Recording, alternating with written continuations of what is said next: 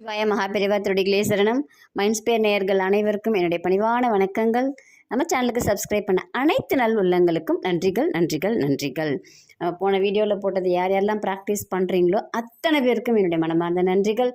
நீங்கள் என்ன எய்ம் பண்ணி அந்த நன்றிகளை எழுதுறீங்களோ அது உங்கள் எல்லோருக்கும் கிடைப்பதற்கு இந்த பிரபஞ்சம் ஒரு வழியை காட்டுவதற்கு என்னுடைய நன்றி கண்டிப்பாக காட்டும். கடவுள் அருள் புரிவார், பிரபஞ்சமும் உங்களுக்கு காட்டும். இன்றைக்கி நம்ம ரெண்டாவது தான் சொல்ல போகிறோம்.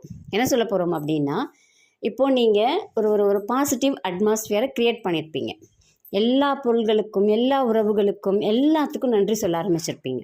இப்போ இனிமேல் நீங்கள் கிடைக்க போகிறது, நீங்கள் என்னெல்லாம் யோசித்து வச்சுருக்கீங்களோ அதெல்லாம் உங்களுக்கு ஜெயமாக போகுது. அதுக்கு தான் இப்போ நீங்கள் நன்றி சொல்ல போகிறீங்க. இது செகண்ட் கிராட்டிடியூடுடைய செகண்ட் ஸ்டெப். இது நீங்கள் உங்கள்கிட்ட இருக்கிற அவைலபிள் திங்ஸ் எல்லாத்துக்கும் நன்றி சொல்லிட்டீங்க இல்லையா? எங்கள் அம்மாவுக்கு நன்றி, அப்பாவுக்கு நன்றி, அக்காவுக்கு நன்றி, அண்ணனுக்கு நன்றி, எங்கள் வீட்டில் இருக்கிற டிவிக்கு நன்றி, சேருக்கு நன்றி, பேனாவுக்கு நன்றி, புக்குக்கு நன்றி, எனக்கு வேலை கொடுத்தவங்களுக்கு நன்றி, எல்லாருக்கும் நன்றியை சொல்லிட்டீங்க.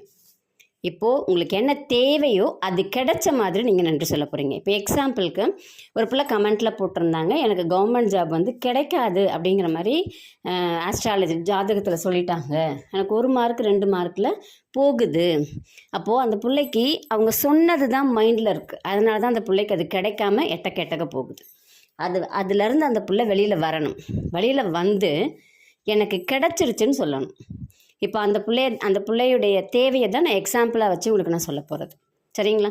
அந்த பிள்ளை என்ன பண்ண ஆரம்பிக்கணும் அப்படின்னா, முன்னாடி இருக்கிற எல்லாத்துக்கும் நன்றி சொல்லி ஒரு பாசிட்டிவ் அட்மாஸ்ஃபியர். நம்ம ஒரு ஸ்போர்ட்ஸ்லாம் போகும்போது ஒரு வார்ம் அப் செஷன் வைப்பாங்கள்ல, அதுதாங்க இதுவும்.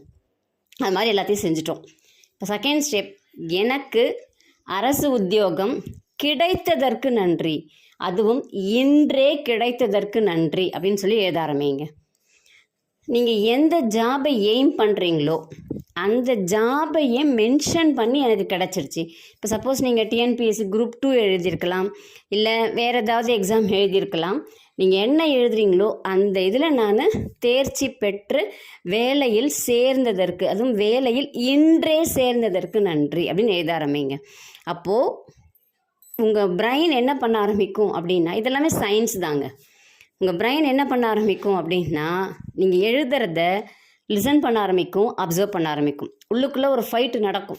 இல்லை கிடைக்காதுன்னு ரிஜிஸ்டர் ஆகியிருக்கு இல்லையா, அதுதான் டாமினேட் பண்ண ஆரம்பிக்கும். ஏன்னா ஆல்ரெடி நம்ம அந்த கிடைக்காதுங்கிற எண்ணத்துக்கு தான் சாப்பாடு போட்டு வளர்த்து வச்சுருக்கோம். இதுக்கு ஒரு சின்ன எக்ஸாம்பிள் என்ன சொல்லுவாங்கன்னா, இப்போ 2 நாய் மோதுதுன்னு வச்சுக்கோங்களேன். ஒன்று கருப்பாக இருக்குது, ஒன்று சிவப்பாக இருக்குன்னு வச்சுக்கோங்க. எது ஜெயிக்கும் அப்படின்னு கேட்டால் என்ன சொல்லுவோம் எல்லாருமே ஈஸியாக? ஒன்று கருப்பாக இருக்கிறது, இல்லை ஒன்று சிவப்பாக இருக்கிறதுன்னு. எதுக்கு சாப்பாடு போட்டு நம்ம வளர்த்து வச்சுருக்கோமோ அது ஜெயிக்கும். அப்போது நம்ம ஏற்கனவே ஒரு சில எண்ணங்களுக்கு சாப்பாடு போட்டு வளர்த்து வச்சுருக்கோம், அப்போ அது ஜெயிக்கும் இல்லையா? அதை ஜெயிக்க விடலாமா? இல்லை. அப்போ அதுக்கு சாப்பாடு போடுறத நிறுத்துங்க. இப்போ நம்மளுடைய நல்ல எண்ணங்களுக்கு, இல்லை எனக்கு கிடைக்கும் அப்படிங்கிற எண்ணங்களுக்கு சாப்பாடு போட ஆரம்பிங்க. அதுக்கப்புறம் 2 பேருக்கும் ஃபைட் வரட்டும், யார் ஜெயிப்பா? அவ்வளோதாங்க. இதாங்க சிம்பிள் லாஜிக். ரொம்ப ரொம்ப ஈஸியாக சொல்லிட்டேன் பாருங்கள். அது என்ன பண்ண ஆரம்பிக்கிறீங்க அப்படின்னா, அந்த பிள்ளைக்கும் சேர்த்தே சொல்கிறேன், இன்னையிலேருந்தே ஆரம்பிக்கிறீங்க.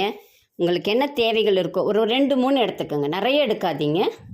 எனக்கு இவ்வளோ பணம் வரணுமா, இன்றே கிடைத்ததற்கு நன்றின்னு எழுதுங்க. எனக்கு இது நடக்கணுமா, நடந்தது அப்படின்னு எழுதுங்க. நடந்துருச்சு. அதை அப்படியே எப்படி எழுதணும்னா, ஒரு நன்றி உணர்வோடு எழுதணும். இப்போ நன்றி எழுதுகிறோம், நன்றிங்கிறது நன்றி உணர்வோடு எழுதணும். ஒரு ஹாப்பியாக நீங்கள் அதை டெலிவரி பண்ணணும். கிடச்சிருச்சுன்னா நீங்கள் எந்த அளவுக்கு என்ஜாய் பண்ணுவீங்களோ அந்த என்ஜாய்மெண்ட்டை கொடுத்து நீங்கள் எழுதணும். அப்போது இப்போ நீங்கள் ஒரு இந்தியா மேட்ச் நடக்குது, நீங்கள் அதில் இல்லை, ஆனால் என்ன பண்ணுறீங்க, நீங்களே ஜெயித்த மாதிரி ஒரு அப்ளாஸ் கொடுக்குறீங்க, ஒரு என்ஜாய் பண்ணுறீங்க, ஷேர் பண்ணுறீங்க, கமெண்ட் பண்ணுறீங்க, பேசுகிறீங்க, ஒரு ஹாப்பியாக ஃபீல் பண்ணுறீங்கல்ல.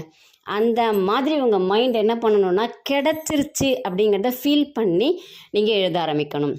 கண்டிப்பாக உங்களுக்கு அது கிடைத்தே தீரும். இது செகண்ட் ஸ்டெப்பு. இதை ட்ரை பண்ணுங்கள். உங்கள் எல்லோருக்கும் எல்லாமே நல்லபடியாக கிடைக்கும், நல்லதே நடக்கும். மனசுக்குள்ளே பாசிட்டிவ் தாட்ஸை விதைக்க ஆரம்பிங்க, நல்லது மட்டுமே நடக்கும். நன்றி, வணக்கம்.